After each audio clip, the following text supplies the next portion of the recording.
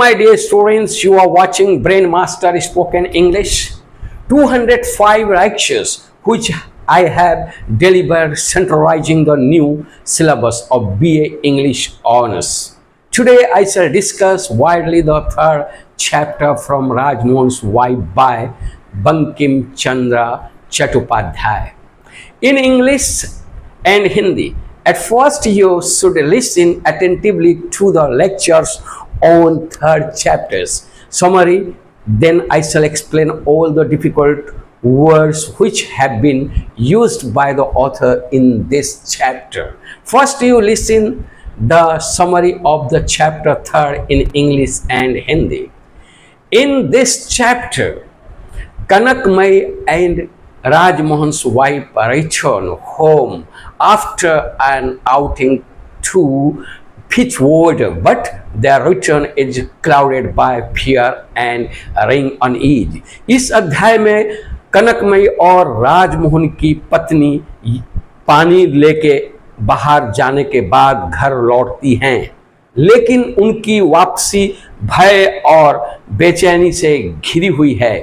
Kanak companion still shy and fearful from an early encounter with male strangers, one of whom turns out to be Mathur Babu, is especially anxious about facing her husband. कनक की साथी जो पहले भी अजनबियों से हुई मुठभेड़ों में के कारण शर्मिली और भयभीत है, जिसमें से एक माथुर बाबू हैं, अपने पति का सामना करने को लेकर विशेष रूप से चिंतित है. कनक ewe playing teases her friend about being seen, but their light-hearted exchange is abruptly ended as they approach the house and see Rajmohan standing at the door, furious.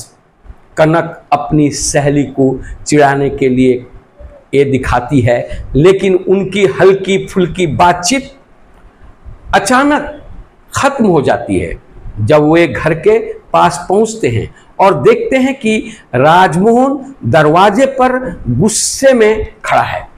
The scene turns tense and dark as Rajmohan silently follows his wife into the kitchen, pour out water she had collected and being questioning her with scorn and menace. दृश्य तनावपूर्ण और अंधकारमय हो जाता है जब राजमोहन चुपचाप अपनी पत्नी के पीछे रसोई में जाता है. उसके द्वार इकट्ठा किया गया पानी बाहर निकाल देता है और तिरस्कार और धमकी के साथ उससे सवाल करना शुरू कर देता है.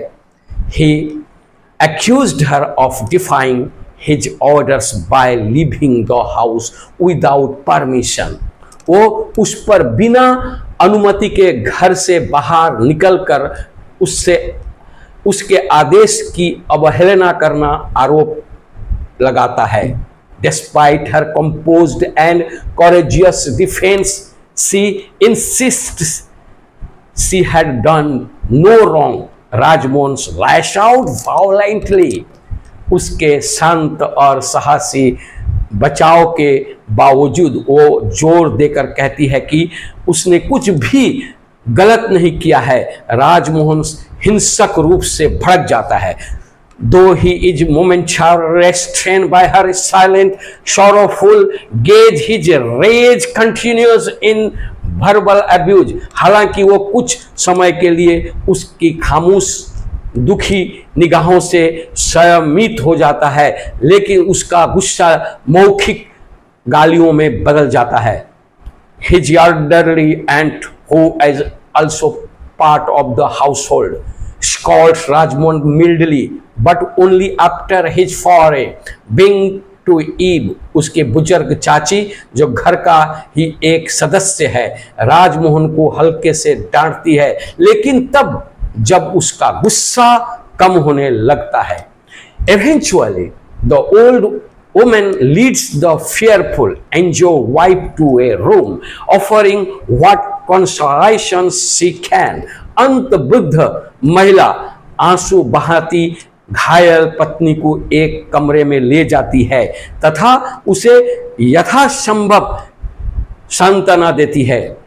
This chapter highlights the domestic tyranny endured by Rajmohan's wife, revealing the deeply patriarchal, oppressive nature of her marriage.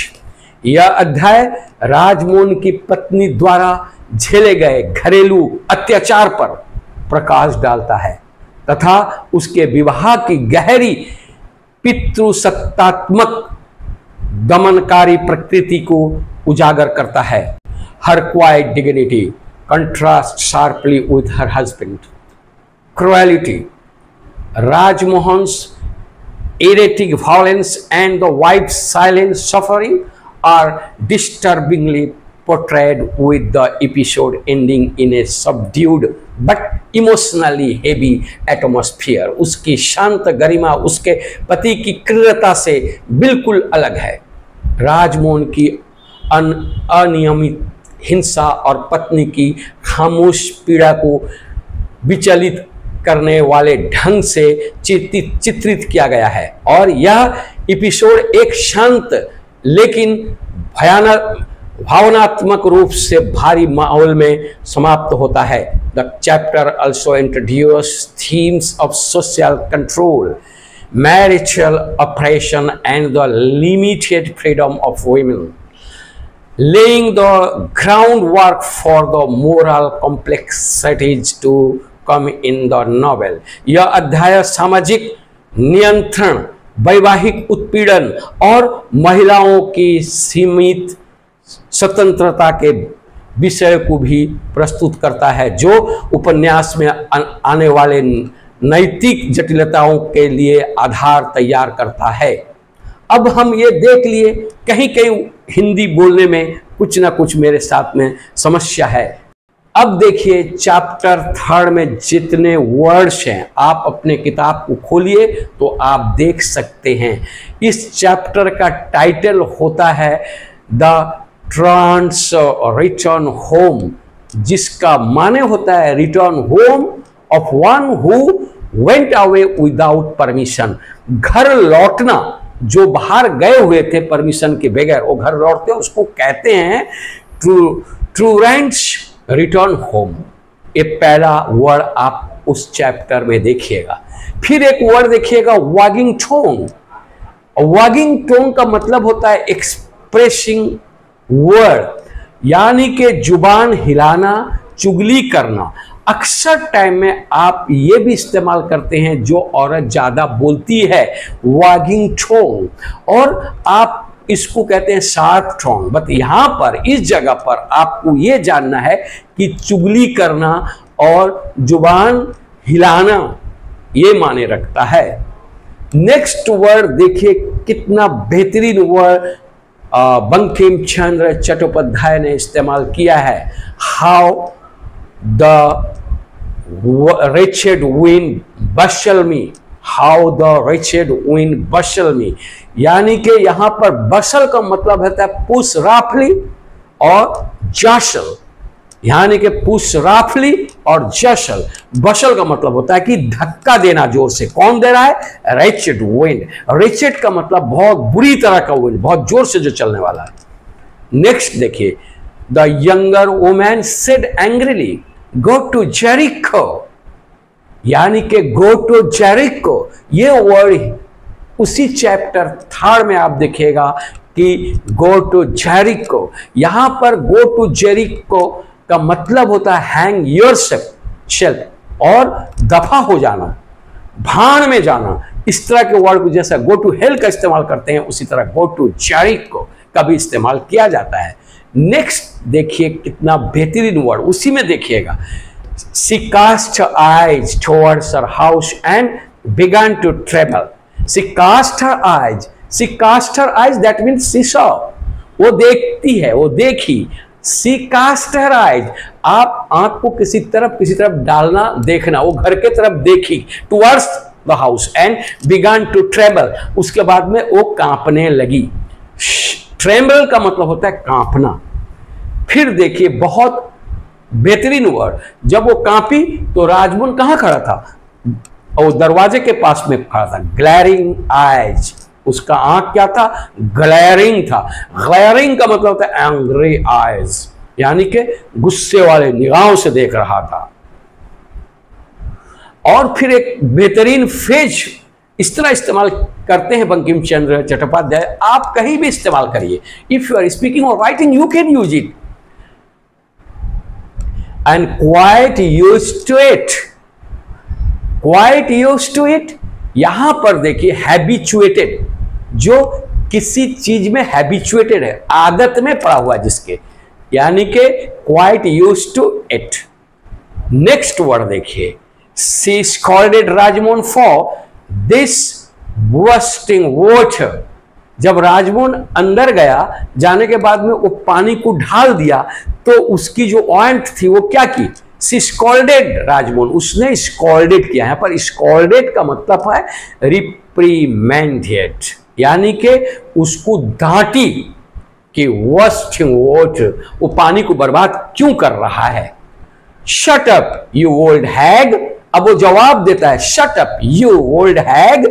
यहां पर ओल्ड हैग का मतलब होता है विच डायन, पिशाचिन, चुप हो जाओ।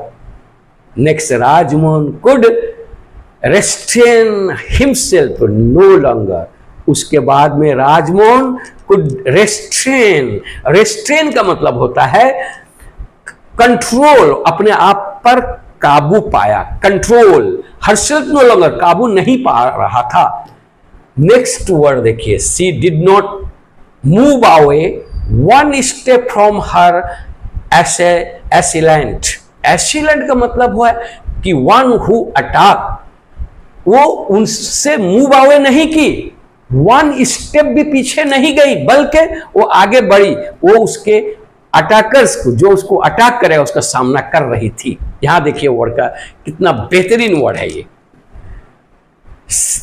The chidden women did not reply, the chidden women, यहां पर चीडन वुमेन यानी कि रिबुक्ड वुमेन और स्कॉल्डेड वुमेन, जिसे डांटा गया हो, और द चीडन वुमेन यानी कि चीडन मैन, जिसे डांटा गया था, चीडन बॉय, जिसे डांटा गया था, डिड नॉट रिप्लाई, वो रिप्लाई नहीं दी।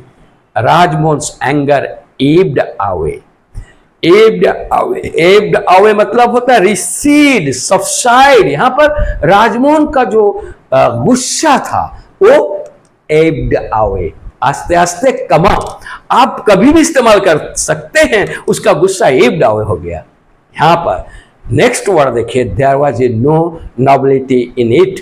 नॉबिलिटी का मतलब होता है न्यूनेस, नॉबिलिटी देखिए, नॉबिलिटी का मतलब न्यूनेस, इसमें कुछ नयापन नहीं था।